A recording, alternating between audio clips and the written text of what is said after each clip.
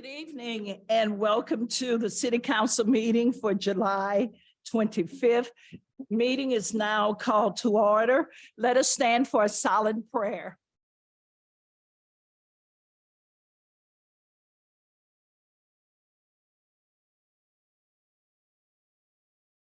The pledge allegiance to the flag. I pledge allegiance to the flag of the United States of America and to the republic for which it stands, one nation, under God, indivisible, with liberty and justice for all.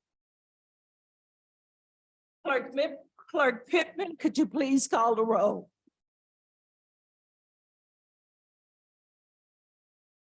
Here. Councilman Palmer. Here. Councilman Here. Councilman Lipka.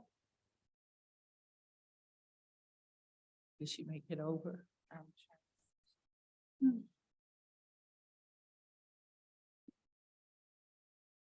not see her just yet, so I'll look out for it. Councilwoman Nelson. Mayor Jones. Here. A quorum is present. We move to our public comments. We ask that you speak into the mic so it can be recorded clearly, and you have 3 minutes. Clerk Pittman, do we have anyone signed up for public comments? Yes, Rachel Crowdy. And while she makes her way up, Councilwoman Lipka is entering the room now. Okay.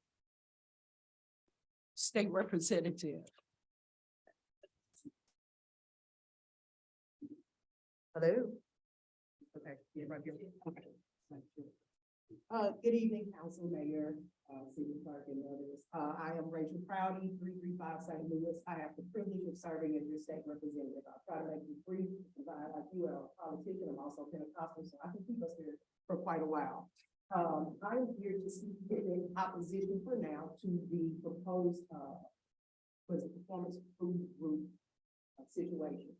I find it profoundly rich that St. Louis County and its subsidiaries are asking the city of Ferguson to do anything when Chambers Road is ragged.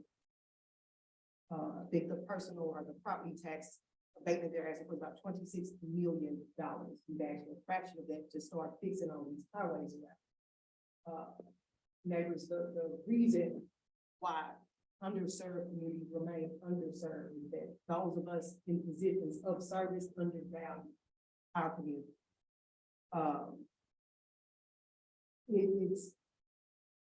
Let me give you an example. The city of Berkeley, for example, pays the most out of 88 municipalities through our local school district, the most.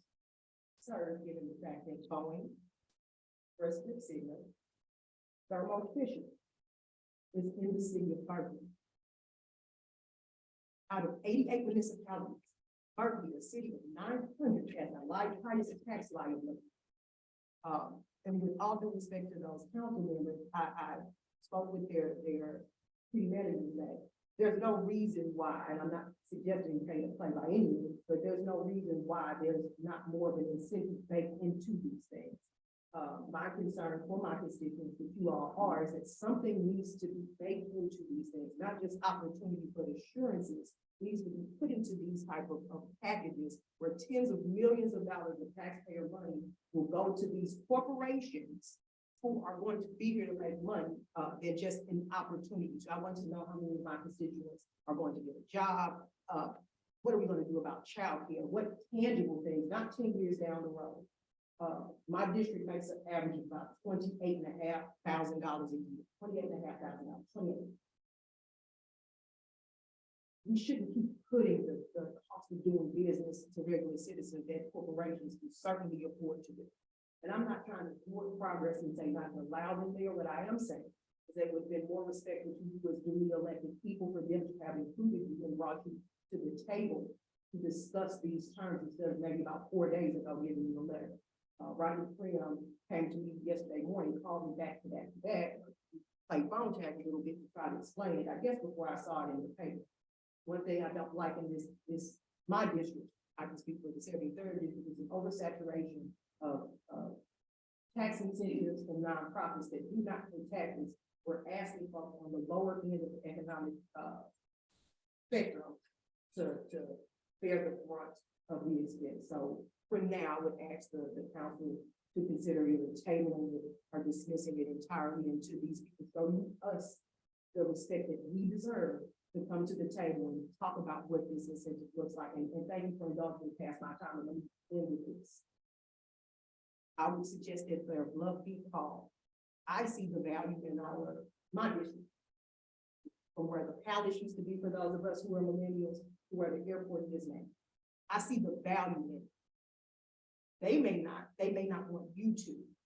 There's a reason, and I'm sure they spent a lot of money surveying that parcel.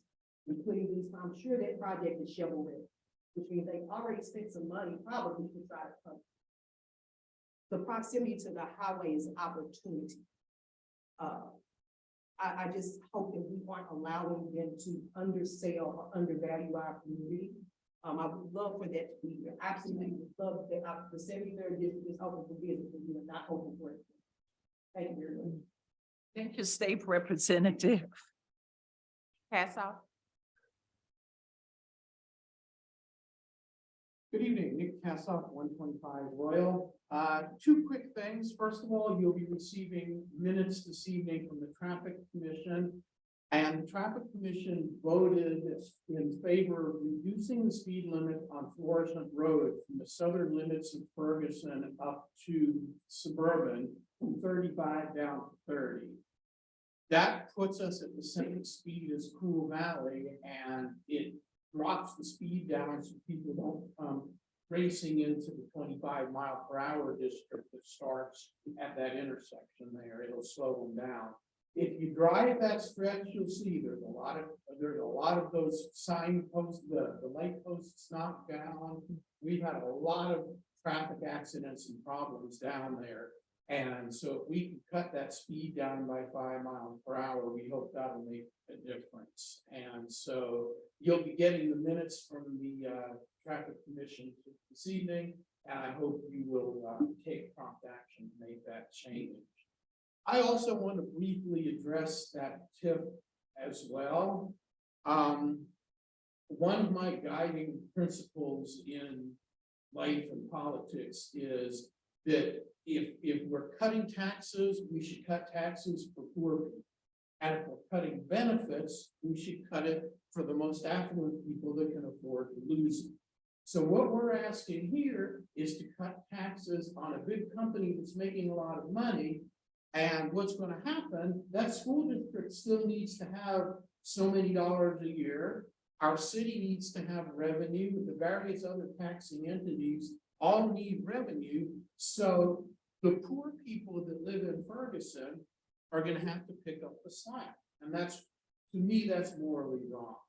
So I'm against us doing that.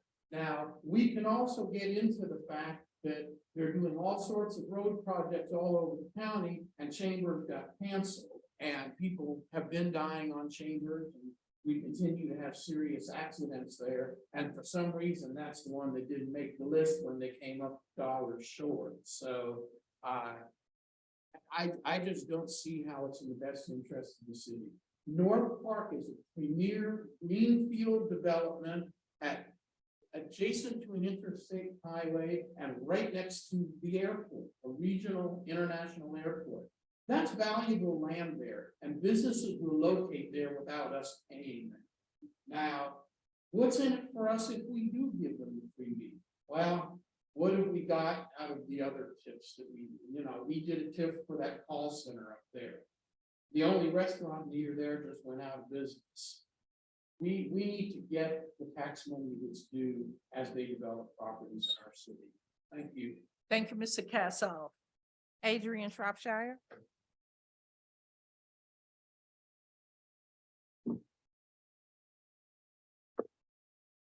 Good evening, council.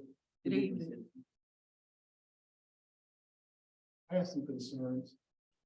And this is coming from the chairperson of the planning zone. I have some concerns with work. And the concern I have is not so much the 250,000 square foot building. We only get 90 jobs. They're transferring jobs from the city here. They're going to the county this evening and asking for $117 million in bonds to build this building. I took a ride over on Hearns Avenue. Hearns, those families are going to be terribly impacted. They're going to be environmentally. And coming from a construction background, cost estimating, and working out in the field, I've been on jobs where homeowners have been compensated for the dust and the dirt and the traffic. That's going to be a big project. And houses are within 100, 200 yards of this project. When it starts, the wind starts blowing, those are some nice houses. The streets messed up, but the houses are really nice. And that's my concern. My concern is the citizens being able to go out in the fall and raise their windows, sit out on their patio without moving clay dirt and sweeping away soot from the construction site. I'm asking you to put this project far as the vote, put it on hold, and research the environmental impact of the neighborhood, talk to the citizens, and get more impact. I think we've already had the public comments, public meeting on it, but I'd like to see something done to make them aware of what's going on in their neighborhood. I guarantee you, they don't know. And like I said, coming from a construction background, that's a big project. A lot of money involved in it. And as far as us getting anything out of it, if they get the tip, we won't get anything for a while. So I would like for you just to look into the impact of our citizens on that area over there. I think it's Ward 3. I think that it's sort of tough right in there. Berkeley borders and Ferguson borders there. But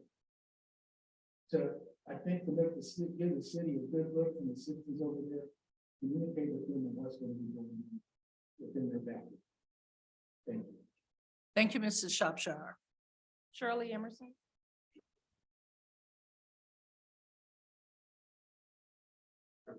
Good evening, Mayor. Good evening, members. I'm Shirley Emerson, and I'm the president of Forest Wood Community Development Corporation, and I'm here to solicit your assistance. The Ferguson's 9th annual Unity Weekend is August 4th through the 6th, 2023, and the Forest Wood CDC is very pleased and honored to be sponsoring a newly added day to the Unity Weekend, which is that Friday evening. In keeping with our mission to improve the quality of life for our residents through social and economic development and community engagement, we are so happy to be working with Mobility Capital Financial, otherwise known as MoCaFi, to bring their On Our Block pop-up financial event to Ferguson residents on Friday, August 4th. It will be from 6 to 8 p.m. at the Ferguson Community Center. This will be the third time that MoCaFi has been in St. Louis this year. The first two events were rousing successes, and they had a lot of attention, a lot of participation from citizens. And that's why they were so eager when we extended an invitation to them to be a part of our Unity Weekend. MoCaFi is a New York-based financially tech company that works with government, with community development organizations, community-based organizations, and with philanthropic organizations to provide individuals and families with cash assistance, with mobility banking, and with financial services to help create pathways of wealth. Their goal is to bring financial services to communities that are historically underserved. And so in keeping with that, on August the 4th, what people could expect is to engage and receive financial education from experts to people will have the opportunity to set up a mobility, a mobile, as we say, banking account. And if they come and they're there and they participate, they will actually earn $100 that will be deposited into their account. They also will have dinner and will have an opportunity to hear from financial experts and local entrepreneurs about how you learn the keys and pathways to building wealth. And so what I'm asking is that each of you please let your constituents know and let other residents know we need our residents to come out and be a part of this very powerful event. Thank you. Thank you, Ms. Emerson. Erica Brooks.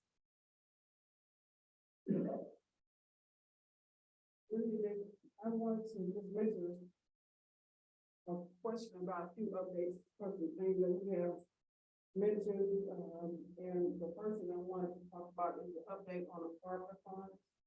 As to know where they're being spent, how much is left, you know, why it's not a real-time update online, so that we can see what's going on with the funds like they have in the county. Also, I wanted to find out an update about the beginning of the STP project on Dade Avenue, when that's supposed to start, they said it's going to start mid-summer of this year. So, if we don't know, notification updates as to, let us know that it's about to begin, so I was trying to find that where that's at. And when it comes to street projects that are being done towards Airport Road, I mean, I've been looking at other neighborhoods where they've been improving their streets, and they don't leave a burden on the community by having potholes and ripped out streets. You know, I know that they have to put salt, asphalt in to be able to go back in and work on the, you know, water pipes and whatever else, but I know in other communities, they make it feasible to where you don't have to buy a whole new suspension system by the time they finish with their road. So I'm trying to find out, is there any way that you all can work with the county or,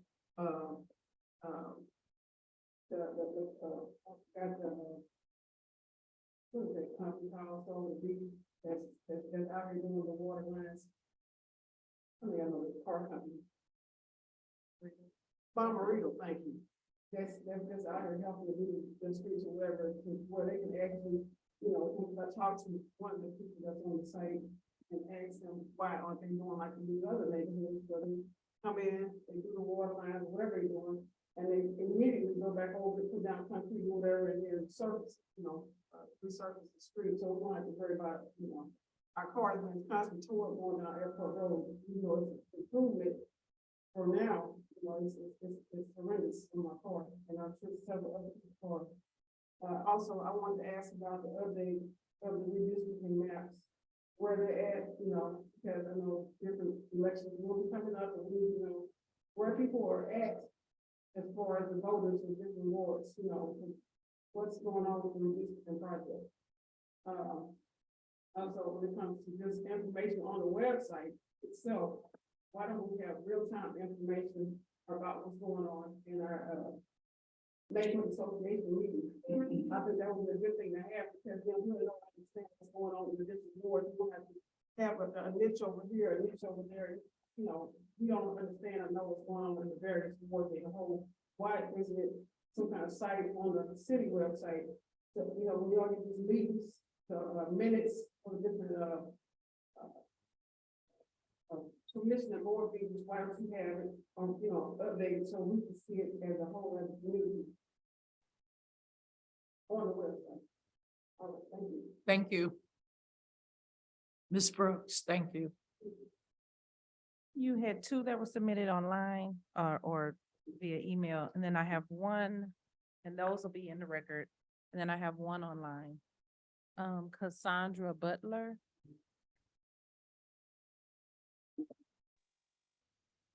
Ms. Good evening. Yes, good evening, council. My comment is for this evening is wanted to ask specifically, when will the interviews begin for the search for a permanent city manager? First question. And the second question is, when is the city planning to begin the search for a new consent decree coordinator? I want to say that in the last 9 years, the city has had a preference to operate with the interim and key positions of city manager, police chief, and now consent decree coordinator. If I were to add up the percentage of time in this 9-year time period that the city has had an interim city manager, I would not be surprised if it were on the order of about 30%. And let me mention, this is in no way meant to be disrespectful for the people who have held or who are currently holding interim titles. This is a reflection on the council's preference to have interim people reporting to them. So it is a reflection on the city council and their preference to not hire a permanent person to fill those positions, or at least the city manager position. I believe the council does this because it finds that it's easier to micromanage a person in the interim positions. In fact, I bet if I researched it, the interim city manager probably has hired more permanent employees than our permanent city managers have in this 9-year time period. I mentioned this to this status hearing judge, that our lack of progress might be partially explained by the lack of consistent genuineness of completing the consent decree in a sincere manner. I believe that factions of the council prefer to complete the consent decree in the most superficial manner.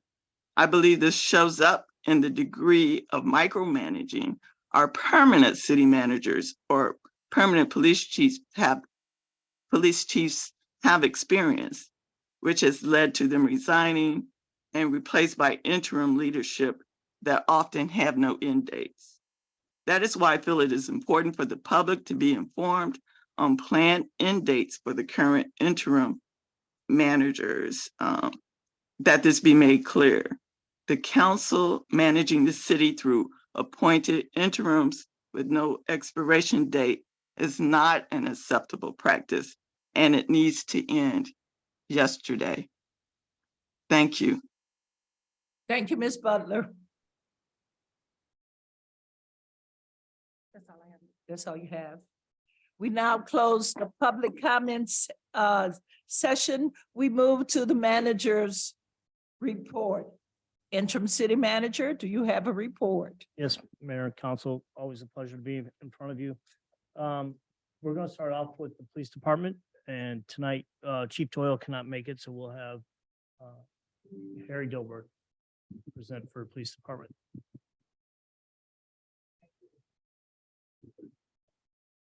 Good evening. Good evening, everyone. I'm Captain Doyle. Presenting the department staffing summary report. As you can see, our staffing numbers are maintained at 29 sworn officers. We continue to give new applicants in every day. Respond by that new decision. Chief Doyle and the city has brought forth. Which is helping out and moving out. Two applicants came today and expressed quite much interest in the city.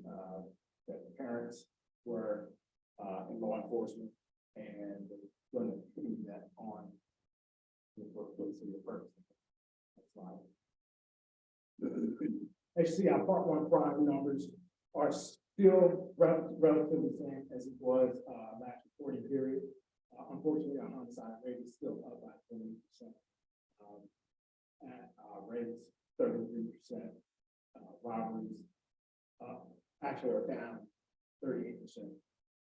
These are just one that I'm going to do reference to our homicide rates. But our aggravated assaults is actually up 7%.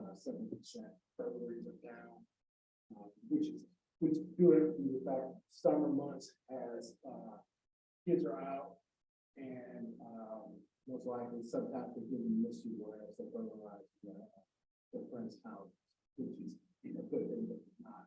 But unfortunately, all of this spike up throughout the nation and throughout the region, partly because of some of the manufacturing flaws that some of the manufacturers have been doing. Larceny and thefts are actually down 40%, and ours is okay. Next one. Our Part 2 crime related development for the most part, are drifting downward. Weapon violations, 31%. Civil assaults, which is referring to domestics, are up 60%. Counterfeiting, 50%, down 50%. Disorderly conduct, 14%. DUIs are actually good, trending down by 50%. Drug offenses trending down by 60%. Fraud, 24%, and property crimes. Property crimes are up 21%, which can be related to the auto thefts. Both of them seem like they're correlated together, but when you steal a car, you can property damage, steering wheel, steering power, various parts. Trespassing is unfortunately up 200%. Repeat offenders keep getting coming into business and establishments, and these establishments are vigorously prosecuting those individuals that keep trespassing. Liquor crimes are unchanged. Moving on to our traffic.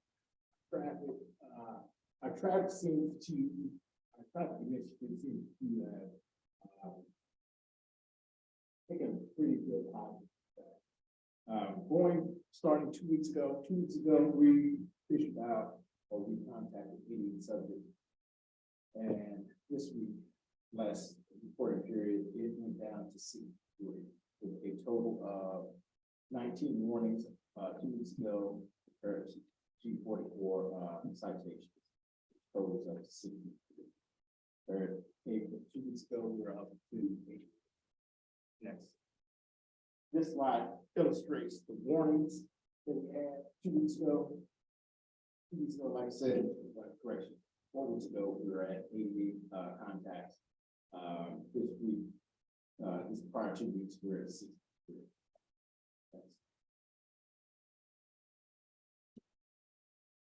Our overall year-to-date traffic citations, we're at 1,288. 413, which is 413 were warning, 875 were actually citations. The Impact Tuesday, several other initiatives the chief has brought forward has definitely taken our contact number up, but we also measure that with educating the public. Next slide. Our year to date, back in 2022, we issued out 908 as of July. We're currently 1,280. 400 of those being warnings, 875 of those being cited. This is Mr. Kassoff. We do take anything into consideration. He is traffic committee, and we take everything in the heart, especially when we call from citizens wanting official control on the streets. We can't be in every place at the time. We try to do our best to staff that we can. Next slide, please. Accidents. Accidents on good part. As of year to date, 2022, we had 310 as of July 8th. We're down 4.6%, 296. Which probably still seems like it's a lot, but considering our city, our size, the number of calls we run a year, we average about 26,000 calls a year. I think that's going to be relatively average for the county. 2 week comparison. 2 week comparison as of 2022 January, we're at July this time. We had 24 accidents. This year we're at 10. Which I think it kind of should go to show that people are seeing officers down the street. Present the next slide up here. One of our traffic issues where people are actually applying because they're actually seeing people officers on this road. 2 week comparison as of 2 weeks ago, we were at 15%, and now we're at 10. Well, I'm sorry, 15 accidents. This reported period 2 weeks ago, we're at 10, so we're down 13. People are slowing down, being a little bit more cognizant the cell phone find that inattention is the main, one of the main contributors to accidents along with, speeding. Next slide. Good news, we're, Ferguson, Police Department is going through the promotion process. It's been a long time since we've had promotion, sergeant process and lieutenant's process we're currently going through. They just completed their second phase of the testing, citizen panel that they had today. This lieutenants went through, the sergeant went through the day before, and, he's on the panel. The candidates did quite well. Next slide, please. Traffic enforcement, more our cities are falling in, which we appreciate it. We identify that, yes, we do have a speeding problem. There are people that are out here that it's supposed to be running, but we're out here trying to fix people that please obey the law and to be more cognizant, conscious of our smaller neighborhoods, especially if it's not quiet neighborhood there, 25 miles speed zone, people are egregiously speeding that nice residents. So we do have our MRT team trying to address some of these Hereford, Elizabeth, through our lot primary areas, we try to curb or at least have people slow down. Next slide. Another good initiative we're gonna start. We're gonna have all these we got Ferguson, the Ferguson Police Department. We want the public to come on out and to enjoy some of the aspects of the police department, meet you all. We gotta look at our equipment, see what we have to offer. I want people to see the Ferguson come out because you guys sell. We didn't want to hire people coming in by word of mouth. Facebook, do TikTok, or any other social media. Like I said, two gentlemen came in today, they heard of us by word of mouth. Another officer recommended these two gentlemen that came in, for Johnny Powell, and be a part of our lovely city and serve people in Ferguson. Next slide. Our hero initiative plan, bring this back up again. It's working.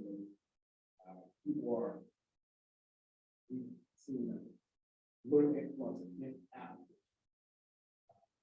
Today, young man came in, his father retired from the police department, he wants to work for our police department. His son, he brought his son here to our agency and he fell out of that for him today. I knew this young man when he was 6 years old. Now he's 2 years old. So our list of heroes initiative program working to hopefully do that, continue to promote our agency, promote the city, because we need your help filling out. That concludes my brief. Any questions? Harry. Gary. Next, I'll ask Chris Crable, our our interim consent decree coordinator with an update. Chris.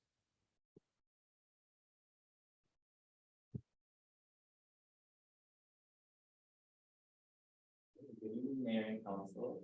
Good evening. I gave everyone a handout. We have a copy of the 4 quick slides that we'll go over tonight. Stuff that we're going to go down with consent decree. We had a status hearing 2 weeks ago, and we heard some listening concerns, and we're working on addressing them in a few different ways. The first one is with our website update. So we've noticed that the website hasn't been updated as frequently as it probably should be. So we're working on a way that some of the websites can be automated. So if we are putting reports or things into our system, it will automatically update the website once we pull that report. So we're looking at some automation to make things a little bit more simpler, less manual tasks and more automated tasks. We're reorganizing the page layout. So some of the pages on the website aren't as simple to use as they probably could be. So we're going to look at maybe, I think our public works department has a nice page where there's how to makes all the information very streamlined. So, looking at a way to, our policies maybe streamlined on the website to make it more simple for people to view. And then speaking on the policies, updating the policies on the website and making sure the statuses next to them are correct and matching where they're actually at in the process. And then the big project that we're having to work on with an external team is creating a dashboard to show the consent decree progress. There's not a dashboard right now. Other cities who are under consent decree do have a dashboard. So we got about 5 cities in the sample.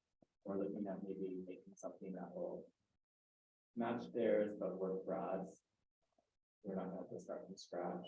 So that will show us where we're at in each progress. We can color code it to see, like, red would say we haven't started yet, green says we're complete with that progress. If there can be a couple of shades in between to let people know where we're at in that progress. But that's something that we're looking at and we're working on. Hopefully next week we'll be sitting down and meeting with the internal team to start developing and creating that web page. That's not something that's gonna happen right away, but it's something that we are working on.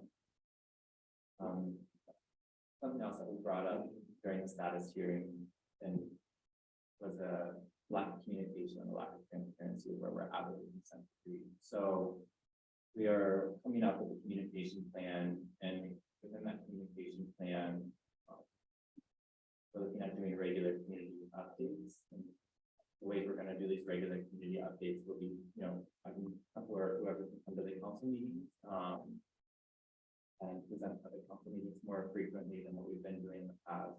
Having the city's website updated, so it's showing that information. So citizens who have a question, they can just click on that website and hopefully we'll address that question. Continue to attend board meetings at the MPSC, CRD, or whatever other groups are meeting to help share information if we get it. Obviously, we're going to continue the status hearings, so providing updates of the status hearing. And then something that's in the consent decree is an annual report. So the city can work on creating an annual report that will be sending out annually. That will show the progress that's been done in the last year. We have templates as well for that. So it's something that people will be able to just plug and play every time we give a presentation or an update. We can copy that information into the annual report. And then the final thing I'll talk about is just some active projects that we're working on. We have the document that everybody's been talking about, the smart sheets.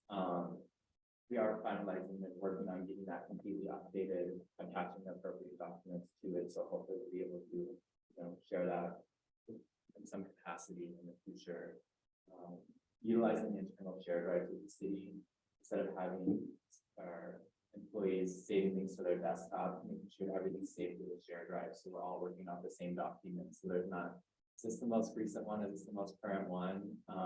It could all be saved internally.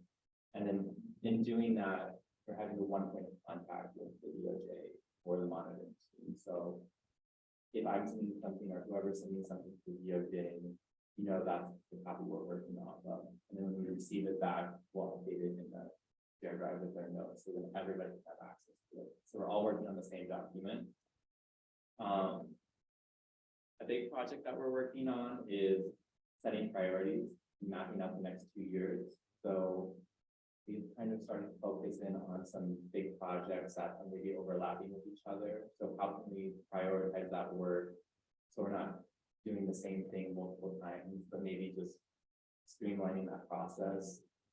I think a couple people in the city, even Nicole, I think mentioned that we were working harder, not smarter. So we're trying to find a way to work smarter and not harder. Try to streamline some of those processes. And then other big projects is the website project. That's going to take a little bit of time, a little bit of just time and resources to make sure we can get that up and running. So we're working on that, and then communication plan again. We just know about it.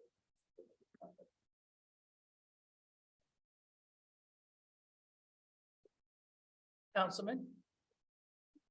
So the goal eventually would be that the smart sheets or a summary of the smart sheets are available to the public?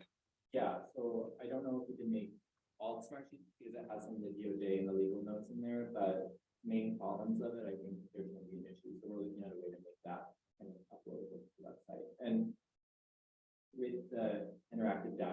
that we're kind of trying to create, it might be more effective than the smart sheet because it'll show what percentage we're at, that kind of stuff, so. That dashboard might be better than the smart sheet, because the smart sheet's still internal, but yeah. Any other questions? Okay, thank you, Chris. So I did also bring Corey Gilbert from the Public Works. He's not on the agenda in my portion, but I wanted to talk a little bit about the CBDG and the STP that we have going on with Dade and Corey. Quick update.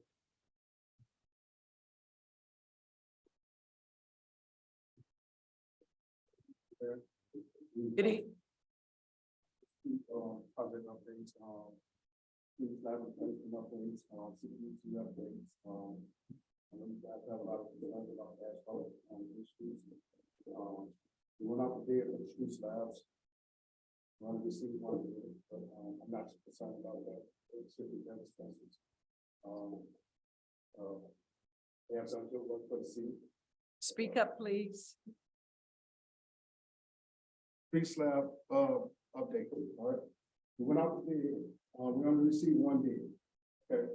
I'm not too concerned about that one. We have a relationship expensive. They have done good work for the city, in the past. I would like to move forward with that contract. If you guys will agree, so we can get the ball rolling. And replace some of those street slabs for the winter time.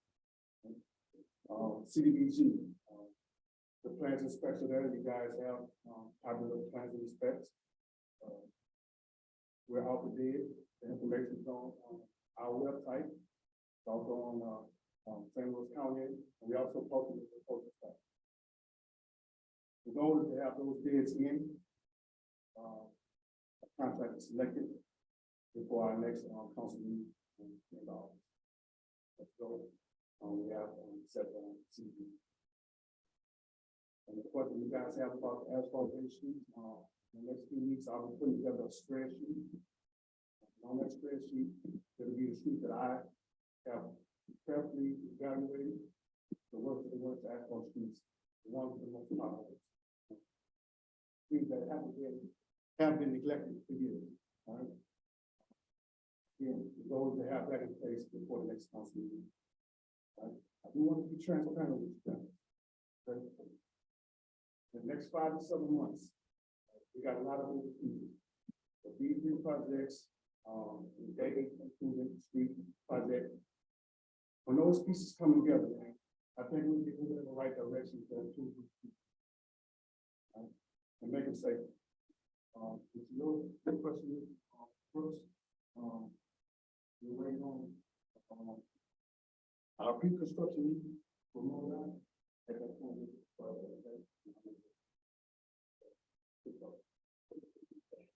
I have a question. Go ahead, Councilwoman.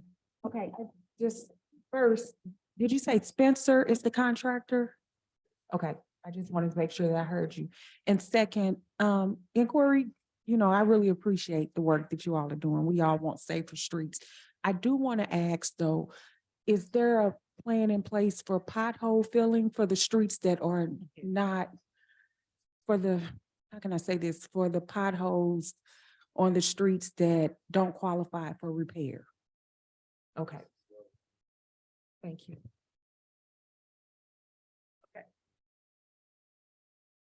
Councilman? Just real quick. So, I put together a little summary. We're trying to get kind of a summary of all of the street work that's going on. This is spectacular. Really great stuff. Is this something that we can get into in a format that we can share with people, or how will we actually get like the list of the streets and the cross streets that are being fixed? Yeah, so what we'll do is I'll get with Corey and we'll come up with something that we can share a little bit more easier, but this we'll have on our webpage. And Fantastic. this is a CBDG, correct? And then STP is Dade, correct? And then we'll also have parts of, I believe in this, you'll see by the school on Griffith School, Argent and Day. But then we also have the slab replacement that we're gonna be doing, and those are throughout the whole city. And what we'll do is we'll get a kind of a list of together. Corey, the next step with Corey is he's gonna go with Spencer and go to those slabs, mark them. So we know exactly what slabs we're taking up. Great progress. Thank you. One other thing, though. Mayor, What did you get new? And what's new in our city garage? We have. It's here. Right. Congratulations to us. New street sweeper. Thank you. Mayor. Councilwoman Thank you. Lisca. thank you very much, Mayor. I would also like to remind people that the STP project for Dade has been on the website for quite a while with all of the blueprints that explains every single part of it. So please take the opportunity to look through that if you have questions. It is out there and all the information is available and has been for quite a while. Thank you, Councilwoman. Councilwoman Noah. With the street sweeper, again, are you all planning to post a schedule on the website so that on the municipal services website, not the city? I mean, it is the city, but not the regular Ferguson city website. That way we can refer residents to municipal services website for all of that information, you know, as far as the schedule for what day the street sweeper will be on their street, pothole filling and such. They don't have a secretary. I think what Yeah. we'll do is we'll make sure that that's linked to our webpage, because everything should come from the webpage. Mhm. Oh, sorry, ma'am. Really appreciate the work that you and PW you've been doing. Appreciate it. And besides the new street sweeper, we also have a new chipper as well. And the crews are just now getting out in the field on that. So. As well. Okay. Thank you, Corey. Okay, so my next thing is it's not good news. You know, we've had issue with Versailles Apartments. And we currently have a big issue there again. It looks like the owners of the building will probably be walking away from the building. They said to us that they have no more money to invest into the Versailles Apartments.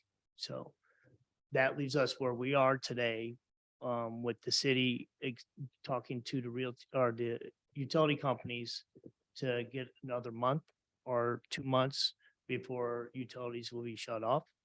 We are putting a dumpster in that area. Right now it looks pretty bad. We're going to talk to the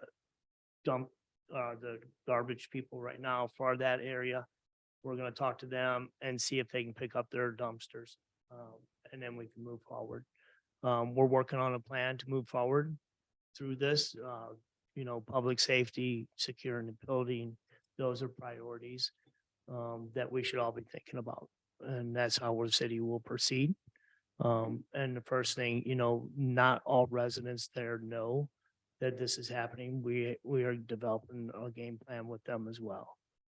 So that's where we are as a city, and that's how we're going to move forward for right now. But Mayor. Any questions? Okay. Councilman? Is there a plan to attach a lien to the property for any services we provide? Yeah, so right now we have an investor coming in August. I think it's early August. That's why one of the main goals for us right now is to try to extend the utilities so we can get this investor group in. Now, I don't know how serious this group is, since the group that's leaving us is the group that's bringing the investor. He knows how much the property is worth. They know how much the property is still out there. I think if we do put a lien on it, we're not going to get our money, but we can put a lien on anything that we do.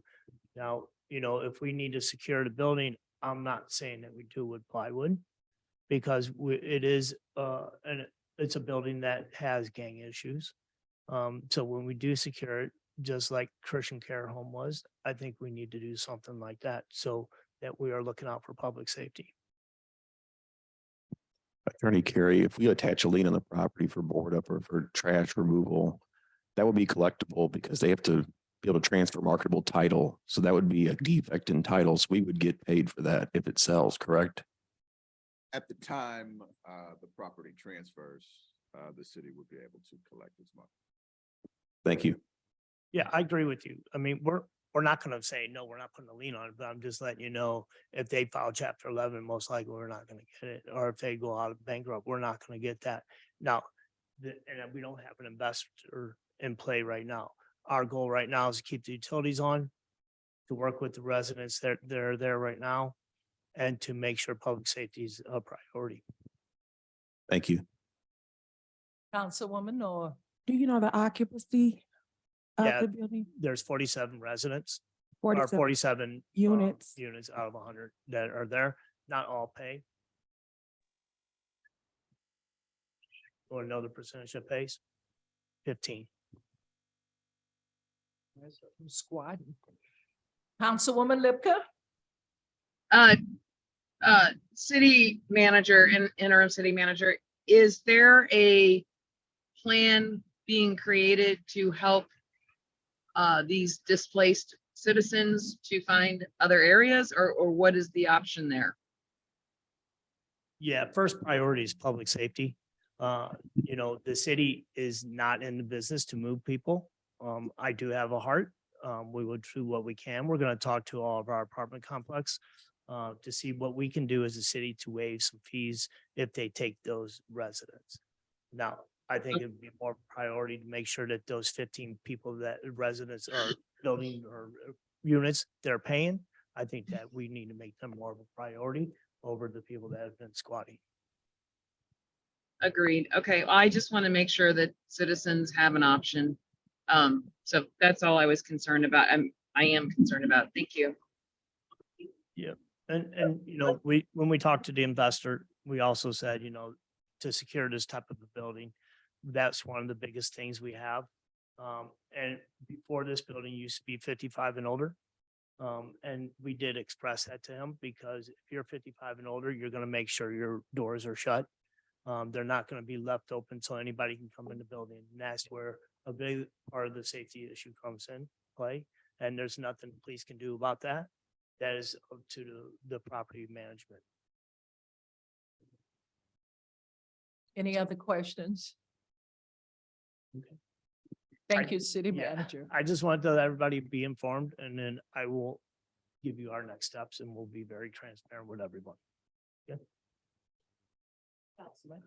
Should electric be terminated, disconnected at that property, will you immediately have to vacate the property? Because at that point, the elevators won't work, the emergency systems won't work. So we're working closely right now with the utility companies, and they're being gracious to keep things going. Okay.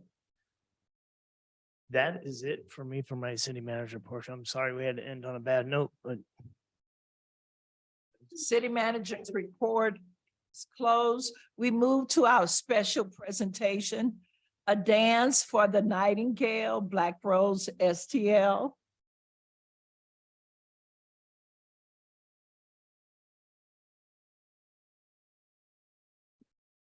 Good evening. Thank you so much for having me for this special presentation. I appreciate this time. And my name is Tori Nelson, and I am the creator of an organization, not-for-profit called Black Rose STL. So I want to tell you a little bit about me and what I stand for, who I am, and what I'm doing. So I was born a daughter, and then I became an aunt. Then I became a friend. I became a sister. And lastly, I became a mother.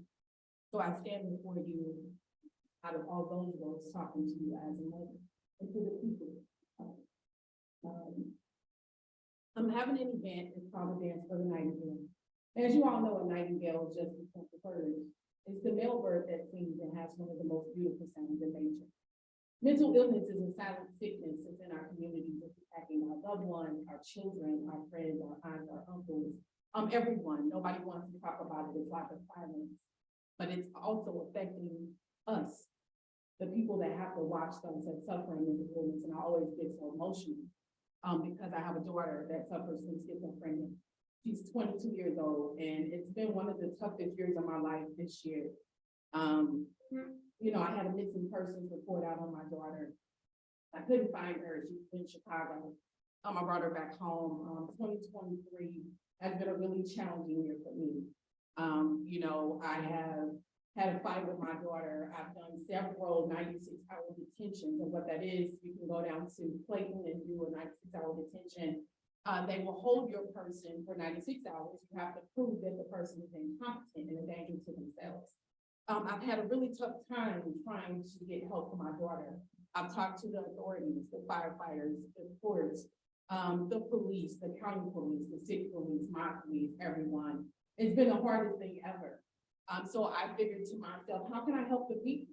What my organization does, and I have different events to bring awareness, to bring entertainment, to bring motivation, to bring feelings together. That's any community. That's Ferguson, that's Merlin Heights, that's Bridgeton, that's Florissant, that's Hazelwood, that's everybody. I don't feel like it's enough of that we have, you know, talks, that we have events that we can bring the people together. So what A Dance for the Nightingale is, if I may. It's an event that I'm having on August the 12th. It's to bring awareness for mental illness and suicide prevention. Again, I thought that this is a good idea because I get so many people that are calling me, asking me questions about mental illness because I have a daughter that suffers from mental illness. And I tell them what I know. The major thing that I also tell the people is about crisis intervention training. CIT team is what it stands for, but crisis intervention is what it means. So when I call the police, I ask them if they have a crisis intervention officer that can come out to assist my daughter. Most of the time they do, sometimes they don't. But now that's a training that's required for all police officers coming out of the police academy. I recommend that the training be given to, it's open to medical professionals, teachers, firefighters, anyone that's handling someone that may be battling mental illness, that's in the education field, the firefighter field, the first responder field, that training is available. So I recommend that everyone has someone on their team, whether it's the firefighters, whether it's the first responders, because not all of the training applies to firefighters and first responders. But if you go out, the firefighters may show up first. The first responders may show up first. We don't know who's going to show up first on the 911 call. We just don't know. So when you encounter somebody who has a mental illness, it's important to know how to address that person. Not all people who battle mental illness are in danger. Sometimes you just don't know that, and sometimes you're just afraid. When you see a person outside talking to themselves, outside of the store, on the street, you never know what that story is. My daughter is 22 years old. To me, she's still my child, but she's one of my heartbeats. So when someone sees her, they don't know what she's struggling with, what she's battling with, and she chooses to stay home. She lives homeless because she doesn't want to get help. Sometimes it's schizophrenia. The first thing is, I'm not sick and I don't need help. So I'd like to recommend that Ferguson, that they have maybe one firefighter who's CIT trained. The training itself is 40 hours. I believe that's 5 days, 8 hours in that day. But I also got some information about a training that can be, I think it's short-term training, or a short version, I would say, of the CIT, which is an 8-hour, which lets that person know just some skills in case they encounter someone with mental illness. I myself can't get the training because it's for first responders, medical professionals, I think now open to teachers and counselors. So on August the 12th, we're going to be having that event, A Dance for the Nightingale, again, to bring awareness to mental illness and suicide prevention. And again, I stand here to talk to you today as a mother, someone that's concerned, not only about my community, not only about my daughter, but about all communities and about all daughters and about all sons. So on August the 12th, I'll have a band, I'll have a comedian, I'll have 2 speakers. The first speaker is going to be Dr. Deanna Granger, Dr. Edie Granger. I have the National Alliance on Mental Illness. That is actually the organization that trains for CIT training. I also have the representative who's going to be speaking at that event, and he said that I was free to give his phone number if you all are interested in having maybe a first responder or a firefighter be trained first and then come back and maybe tell the other firefighters and first responders what the training is about. Because I know you probably couldn't give 40 hours to so many, first responders all at once. So I have a comedian. I felt like if I'm gonna bring something that's so serious, I gotta have a little comedy in there. So I have a band.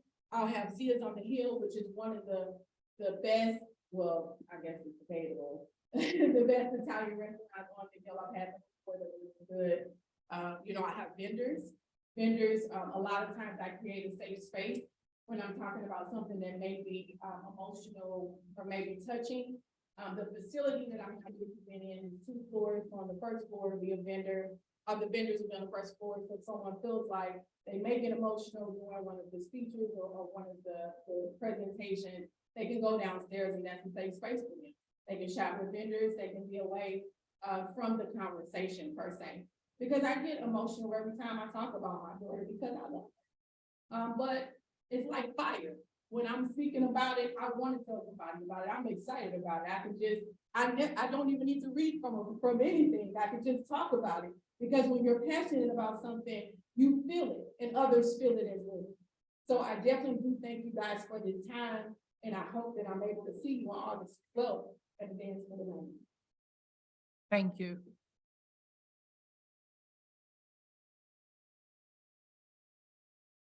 Thus, in the special presentation, we move to our public hearing. Case number PZ-23-011156, special use permit to operate a child care facility at 10716 Newhouse Ferry Road. At this time, we're here from our interim city manager. Yeah, Mayor Council, unfortunately, Rachel can't be here tonight, so I will be presenting this in the public hearing. I got her notes here. It is a child facility and training center that is going to be proposed to occupy the building at 10716 New Halls Ferry Road. Planning and zoning has already reviewed and approved the case to be referred to city council. Letters were sent to the adjacent property owners and there was no feedback. There will be a first reading and a second reading of this bill. The first readings, well, you'll see tonight will be 7257. The facility will be remodeled and site reconfigured to allow for the state mandate requirements for childcare and local requirements for building and zoning. The fire marshal and the building inspector have reviewed and conceptual drawings and are okay with things so far. If approved, this developer will still need to acquire the building permit for remodeling and business license as both a child care and a child educational center, training center. Council, do you have any questions? Hear none. Clerk Pittman, do we have anyone sign up to speak? No, ma'am. We don't have anyone sign up to speak. I'm going to close the public hearing. And we're going to move to our consent agenda. The city council meeting minutes, regular meeting minutes for June the 27th, and special meeting minutes for June the 27th. I'm requesting a motion in a second to approve the council meeting minutes. So move, Nicole. So second, Linda Lipka. All in favor? Aye. Any Aye. opposed? Minutes approved. We move to the board and commission meeting minutes. We have the CRB meeting minutes from June the 5th, the Farmers Market Commission minutes from May the 17th, the Traffic Commission minutes from April the 27th, May the 16th, and June the 12th. I'm requesting a motion in a second to receive and file the commission meeting minutes. Mayor, may I speak up? Yes, Councilwoman. The traffic commission minutes, could we separate that from the other two? All of it is to be read for the board and commission meeting minutes. May I make a comment then on the traffic commission minutes? Comment. Regarding the traffic commission minutes and what Nick Kassoff brought to your attention during public comments regarding the change of speed limit on Florissant Road from 35 to 30, I would also like to add to his comments that we possibly put some signs up as you approach the 25-mile zone, that you are approaching the 25-mile zone, so that we can have proper announcement to drivers that they are entering into a 25-mile zone. So I would like to request that the city council not only approve the change in speed limit, but also approve some signage included so that people are aware of the fact that they have now entered into a 25-mile zone, which is a business district. So that's all I have. Thank you, Mayor. Thank you. At this time, we'll hear from the city manager. Yes, Mayor and Council. First off, there's a couple things that we need to go through. First, I believe this would have to be through an ordinance. And the second thing is we have to make sure we're following the rules and following the process. The process, I don't know the whole process, that is something that we've been looking into. I know that like it's a recommendation from the commission, City engineer. and then has to go to city engineer in some part of this. And I don't know if that city engineer is before the council person or if it's after the council person is notified. Because I know Linda is the liaison, the council liaison, I believe, for so she should be part of the conversation. So that will probably come to the city manager at that point, and then we go to the city engineer, and then we would bring it back to council as Right. an ordinance form. Correct. So I would say, as far as being the council rep, please just let me know what I need to do, and I will be happy to make that happen. Is there a motion and a second to receive and file the commission meeting minutes? Motion Blake Ashby. Is there a second? Second, Laquita Noah. All in favor? Aye. Ayes have it. The meeting minutes from the boards and commission will be filed. We have appointments for tonight. We have Lozelle Stiles for the Ferguson Special Business District. It is a council appointment. Is there a motion on the floor? I would like to make a motion to appoint Lozelle Stiles to the, I'm sorry, repeat the board. Ferguson Special Business District. I would like to make a motion to appoint Lozelle Stiles to the Ferguson Special Business District Board. Is there a second? Blake Ashby, I'll second. All in favor? Aye. Any opposed? Ayes have it. No, I Lozelle oppose. Stiles is appointed. We have Melissa Keller for the farmer's market. I would like to make a motion to appoint, repeat, I'm sorry. Melissa Keller. I would like to make a motion to appoint Melissa Keller to the Ferguson Farmers Commission. Is there a second? Blake Ashby, I'll second. All in favor? Aye. Any opposed? Ayes have it. Melissa Keller is appointed to the Farmers Market Board. We have Rick Allen to be appointed to the Parks Board. I would like to make a motion to appoint Rick Allen to the Park and Recreation Board. Is there a second? Blake Ashby, I'll second. All in favor? Any opposed? Rick Allen is appointed to the Parks Board. Verdine Tucker to the Senior Citizen Board. That is a mayoral appointment. Tonight, I will appoint Verdine Tucker to the Senior Citizen Commission. At this time, there was a question about the economic development sales tax. Correct. I just wanted to confirm that I'm stepping in for Tony as the council rep for that board. All in favor? You shouldn't want to do it yourself. You should have someone else. I'll make the motion to appoint Blake to the EDST. Second, Laquita. Okay, all in favor? Aye. Aye. Any opposed? Ayes have it.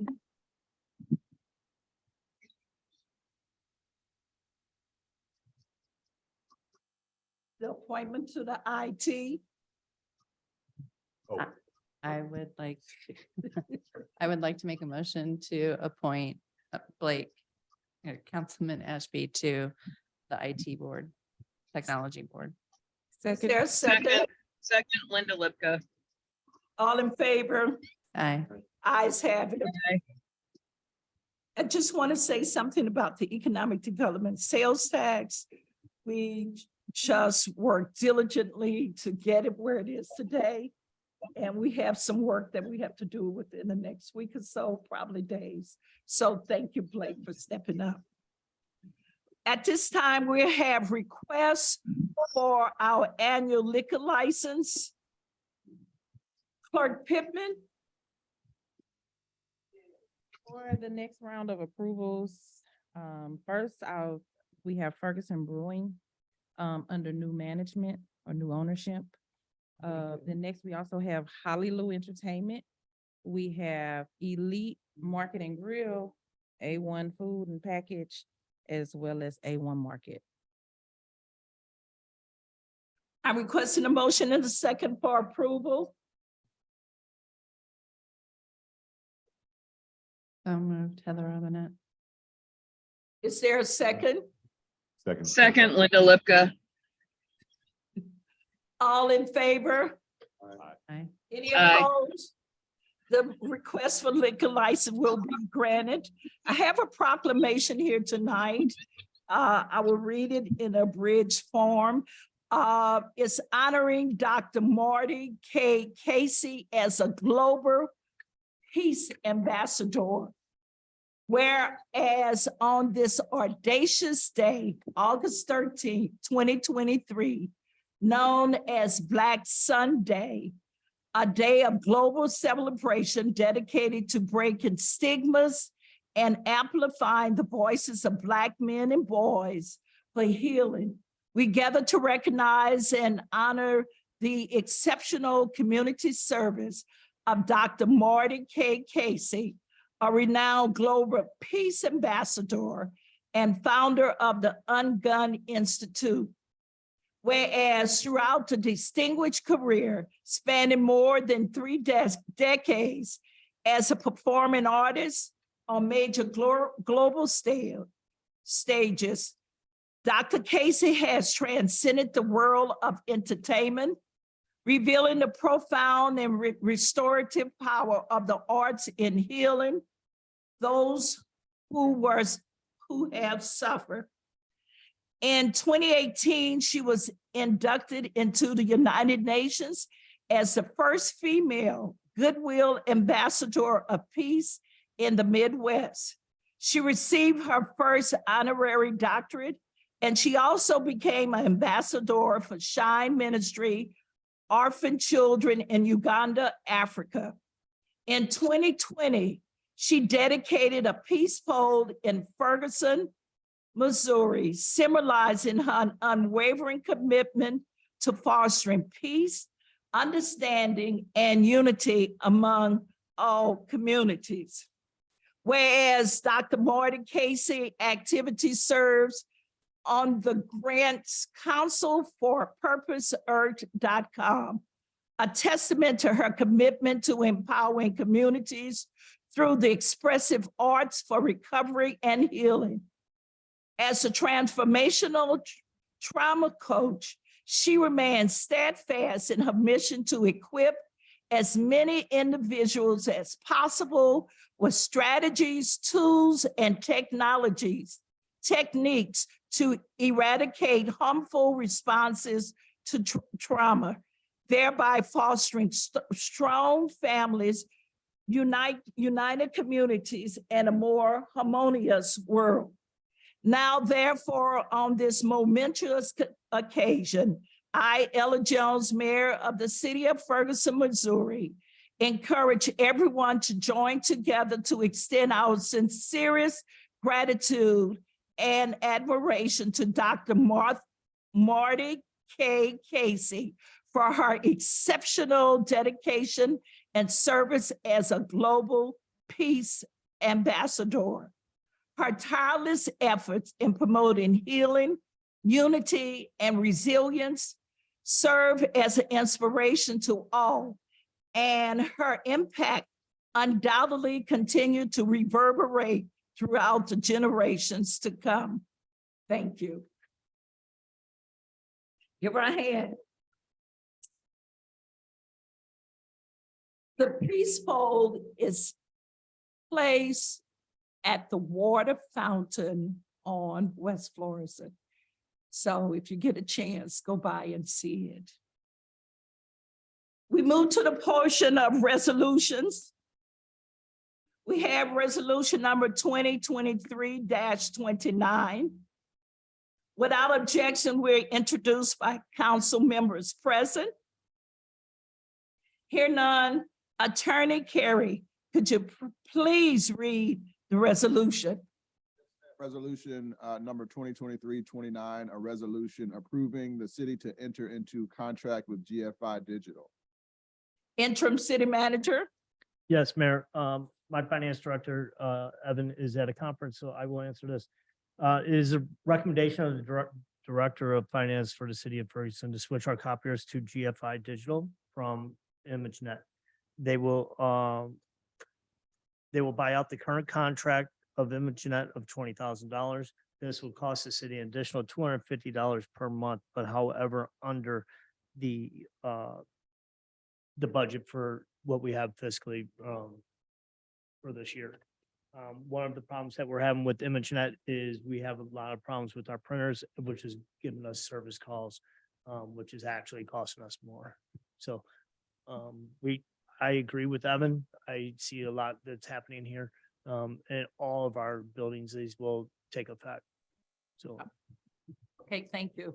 Councilwoman Lipka. I would just like to add that I have had a lot of background with GFI, and I think they are a very solid company that will give us extremely good service. Thank you. I requested a motion and a second for approval. So move, Naquita Noah. Second. Clerk Pittman, could you please call the roll? Aye. Councilman Palmer, Aye. Councilman Ashby, Aye. Councilwoman Robinette, Aye. Mayor Jones, Aye. Councilwoman Lipka, Aye. Councilman Nelson. Resolution number 2023-29 passes. We move to resolution number 2023-30. Without objection, we're introduced by council members present. Hear none. Attorney Carey, could you please read the resolution? Yes, ma'am. Resolution number 2023-30, a resolution of the city of Ferguson authorizing the city manager to enter into and execute a contract with Spencer Contracting Company for street slab replacements. Interim City Manager. Yeah, Mayor, Council, I do have Corey here, but I believe I can answer this. We went out for RFP for the slabs. Corey has brought that to you and told you how many slabs we were going to do. This was the only bidder. This is the company we do a lot of business with. They're very reputable. And Corey, we all hopefully that you guys could agree to this. Okay. I'm requesting a motion and a second for approval. So move. So moved, Linda Lipka. Second, Naquita Noah. Clerk Pittman, could you please call the roll? Councilwoman Lipka, Aye. Councilman Nelson, Councilman Noah, Aye. Councilman Palmer, Aye. Councilman Ashby, Aye. Councilwoman Robinette, Aye. Mayor Jones. Aye. Resolution number 2023-30 passes. We move to bills requiring first reading. We have bill number 7253. Mayor, I'd like to. Yes, Councilman. I'd like to motion to table this one. This one. Not- Oh, this is not. not this. Oh, never mind. Okay. Attorney Carey, could you read the bill by title only? Yes, ma'am. Bill number 7253. An ordinance approving the lot consolidation of property located at 10871 and 10835 New Halls Ferry Road, being a consolidation of tracts of land in US Survey 2470, Township 47 North, Range 7 East, Ferguson, St. Louis County, Missouri, within the city of Ferguson, Missouri. Interim City Manager. Mayor and Council, Rachel is not here. I can go do this. This is the Bill 7253. This is the out of zone expansion. This has been on our, been to zoning. It has been to with building ordinances and the developers consolidating two lots that they would own into one, which would allow for the building expansion. This will also increase tax revenue for the city. This has gone to planning and zoning. And also the attorneys have reviewed the case and approved. That's all I have for now. Thank you. No action is taken at this time. We move to Bill number 7254. Without objection, we're introduced by council members present. Attorney Carey, could you please read the bill by title only? Mayor, I'm sorry. Okay. I would like to make a motion to table bill number 7254, 7255, and 7256. So that we have more time to discuss if, however you want me to do that. Okay. Okay. We have a motion on the floor to table bill number 7254, bill number 7255, and bill number 7256. Second, Laquita Noah. It has been properly moved and second that we table bill number 7254, bill number 7255, and bill number 7256. Are you ready to vote? Clerk Pittman, could you please call the roll? Aye. Aye. Did you call me? I did. Aye. Councilwoman Nelson. Councilwoman Noah. Aye. Councilman Palmer. Aye. Councilman Ashby. Aye.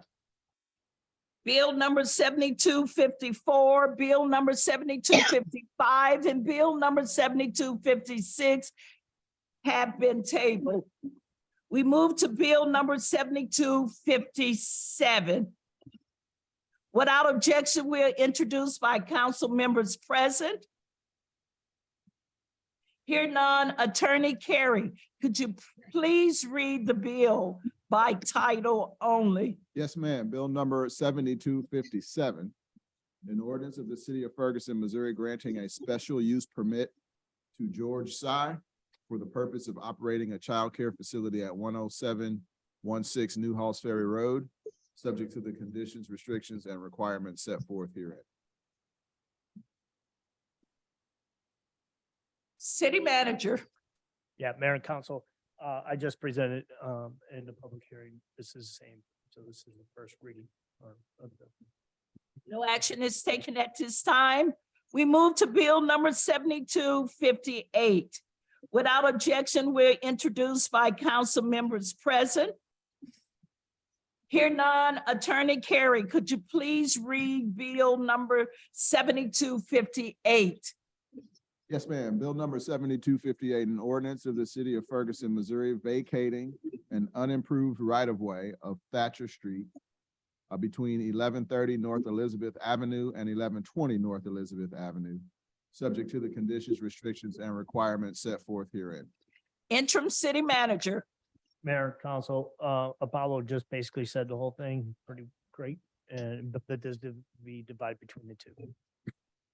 No action required at this time. We move to bill number 7259. Without objection, we're introduced by council members present. Hear none, Attorney Carey, could you please read the bill by title only? Yes, ma'am. Bill number 7259, an ordinance of the city of Ferguson, Missouri, affirming its method of disclosing potential conflicts of interest and substantial interests. Interim City Manager. I have nothing for him. No action taken at this time. We move to bills requiring second reading. Mayor, Okay. I'm getting the hang of it. Yeah. I'd like to motion to table bill number 7250 for further discussion. There's a motion on the floor to table bill number 7250. Second, Mayor, can you explain what that bill is quickly? So I'm not able to see what it is. Attorney Carey, could you please explain? This is the bill about North Park trying to subdivide the property. So at this time, we are tabling the bill until Ferguson could get further information on the bill. Okay? Thank you, Mayor. Yes, thank you, Mayor. Welcome. Yeah, what she said. Okay, it has been properly moved and second that bill number 7250 be tabled. Are Who you ready for the seconded it? questions? All in favor, at this point, Clerk Pittman, could you please call the roll for this particular one? Okay. Councilman Ashby, I'm saying yes to table it, right? Yeah, yes, Aye. the table. on Robinette, Aye. Mayor Jones, Aye. Councilwoman Lipka, Aye. Councilwoman Nelson, Councilwoman Noah, aye. Councilman Palmer. Aye. Bill number 7250 has been tabled. Bill number 7251. I'm requesting a motion in a second to read the bill a second time and place it upon its passage. Blake Ashby, so motion. Is there a second? Second, Naquita Noah. Attorney Carey, could you please read the bill? Yes, ma'am. Bill number 7251, an ordinance of the city of Ferguson, Missouri, granting a special use permit to Dennis Matuzzi for the purpose of operating a child care facility at 975 South Florissant Road, subject to the conditions, restrictions, and requirements set forth herein. Have anything to add? No, the only thing I have, this has already been through planning and zoning meeting, public hearing and adjacent property. And the first reading's already been done. They still have to get a business license and state license and occupancy. Okay. I'm requesting a roll Mayor. call vote. Mayor. Mayor, yeah. Is this the location? This is the location that there was mold question? I mean, did we clarify that there's no mold in this building? Is this the location where that was brought up when it was presented during the first reading? It was. It is. No, It was- I mean, I'm verifying. I'm This is the confirming. location. This is the so are we verifying that there's no mold in this facility? Because it's Before going they to be a can get- child care Before they can get a facility. business license, and state license, they have to go through the motion, making sure that there's no vote in the place. Because state has a lot more mandate on what is being done at child care facility. And they have more rules, lot stricter rules.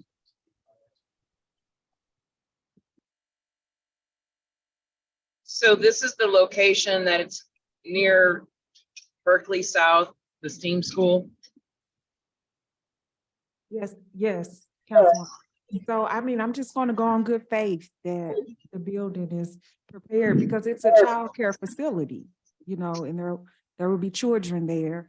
I just want to make sure that the children are safe. I know we want buildings occupied, but the question was brought up. So I'm just asking again that we're making a good decision using best practices. I'll make sure. Into it. And I thank you for asking that. Okay, thank you. Any other questions?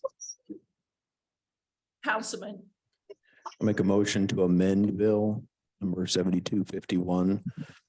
Require that the owner provide a air sampling analysis to show that the levels of mold indoor are lower than the levels outdoor prior to a commercial occupancy permit being issued There's a motion on the floor to amend Bill 7251. Is there a second? Second, Naquita Noah. Bill 72-1, motion been put on the floor. It been properly moved and second. Are you ready to vote? Clerk Pittman, could you please call the roll on the amendment? Aye. Aye. Aye. Did you call me? Councilman, yes, ma'am. Nay. Nelson? What- Councilman Noah? What is your vote count? Then one no. 6 yeses and 1 no. Bill number 7251 has been voted on to be amended to make certain that the mold is not present or at acceptable level. The air sample analysis provided that shows that the levels of mold indoor are lower than the levels outdoor at the day of sampling. So moved. Bill number 7252. Mayor, Yeah, we have to go back. we So got to go 50. back. Yes, ma'am. Because we didn't vote to it. We didn't take the final motion on the amendment. We voted, we took the motion on the amendment, but not on the second reading and approval. Okay. We took. Then I will also say I misunderstood. So, yeah, I don't know if that matters, but I misunderstood. Okay, well, now I'm requesting a motion in a second for the second reading of Bill number 7251. Mayor. Yes, we already have the vote. Now we are voting to approve it as amended. Exactly. Okay, I make a motion to approve bill number 7251 as amended. Maybe I didn't clarify that. I have a motion by Councilman Ashby and Councilwoman Noah. So we just need to take the vote. okay. So are we, Amended are we voting on the amended version? on the amendment. Okay. So now we need to call the roll on the bill. Is that not correct? That's correct. Okay. We ready? Councilman Ashby, this is to approve it as amended. Aye. Okay. Aye. Mayor Jones, Aye. Councilman Lipka, Aye. Councilman Nelson, Councilman Noah, Aye. Councilman Palmer. Okay, bill number 7251 has approved as amended. We move to bill number 7252. I'm requesting a motion and a second to read the bill a second time and place it upon its passage. So move, Naquita Noah. Second, Blake Ashby. Attorney Carey, could you please read the bill? Yes, ma'am. Bill number 7252, an ordinance adopting section 408 premises identification by adding Article 4 to Chapter 17 of the Code of Ordinances of the City of Ferguson. City manager. Yes, Mayor, Council, this is for the school, for active shooter. Good.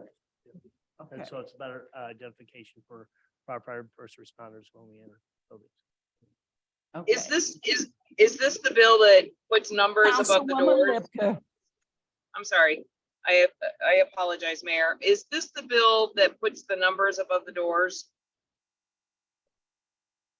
It puts numbers above the doors. It makes there be color on the floor. We're gonna put it to the wall because high schools have colors. We can amend a little bit of that. And so we're working with the school district. It would cost the school district a lot more money to put new tile down. So we're trying to be fiscally responsible. They can paint the wall at the bottom. Thank you. I appreciate that. Thank you. That's all I needed.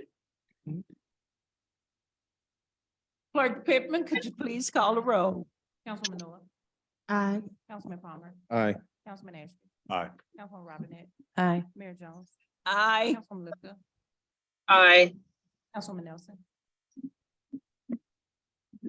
Bill number 7252 passes.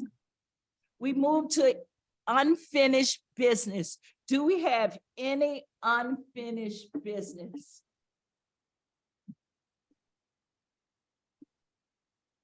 Hear none. We move to new business.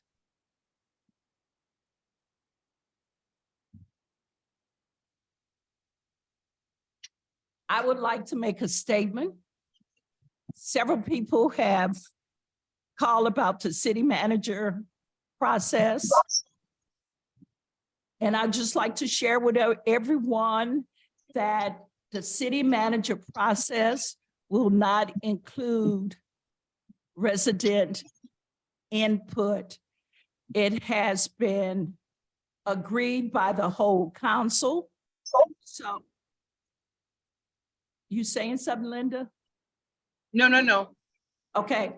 It has been agreed by the council that we will not have resident input because the hiring of the city manager is the council business. That's all I have for new business. Move I would to also- miscellaneous. I can say it in miscellaneous, never mind. Miscellaneous, Councilwoman Noor. Okay, just want to thank Ferguson staff for a fun 4th of July parade. It was a lot of fun. It was hot, but we walked the parade and we had big fun with the people handing out candy with the residents. Secondly, I would like to thank all of the volunteers who participated in the July Ferguson cleanup. All of the volunteers, we appreciate you and the community development director because I can honestly say I saw her working hard and she helped out a lot. We appreciate that. Don't forget about the Ward 3 meetings, the neighborhood association meetings. North Hills meets every 3rd Saturday via Zoom. South Central Ferguson Neighborhood Association meets every 4th Thursday of the month via Zoom. Southwest Ferguson Neighborhood Association meets every 4th Monday of the month via Zoom.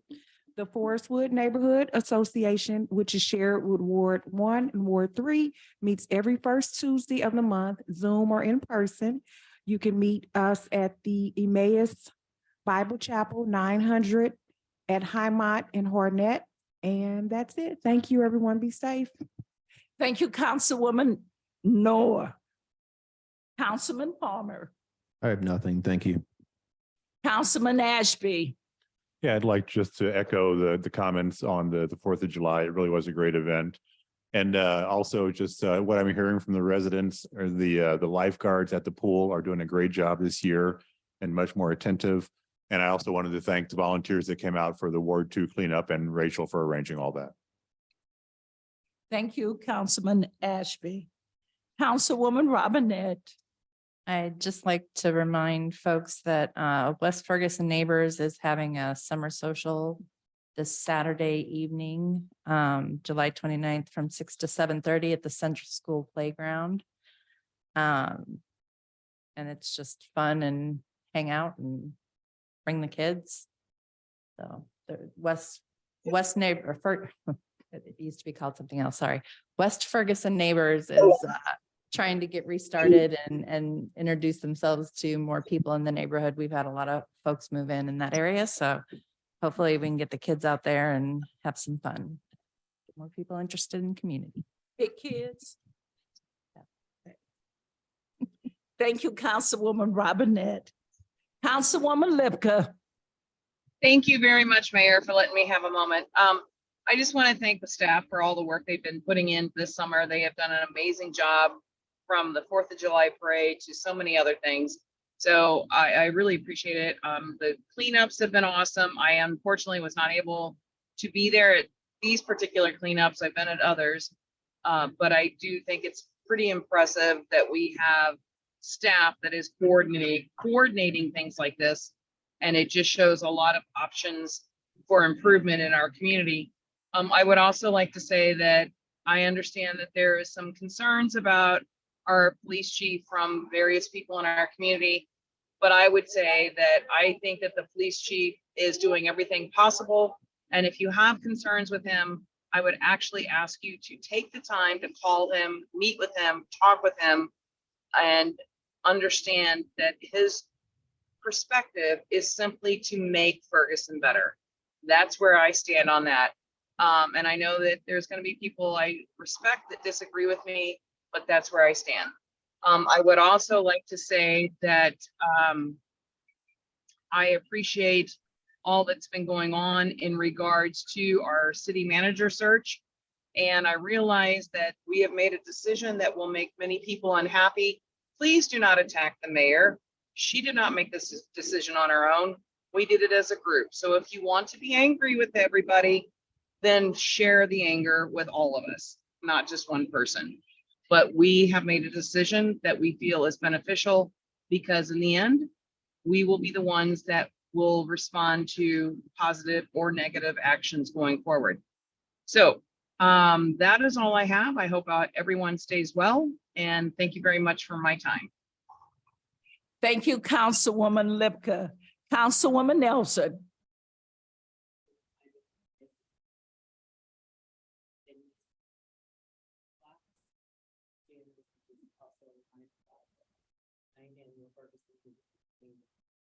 And I know Ms. Emerson spoke about Friday at the community center regarding the financial department, but also the 3-on-3 basketball tournament, which is on the 5th of August at First Baptist Church in Ferguson, and then Sunday, the actual giveaway will be backpack drive.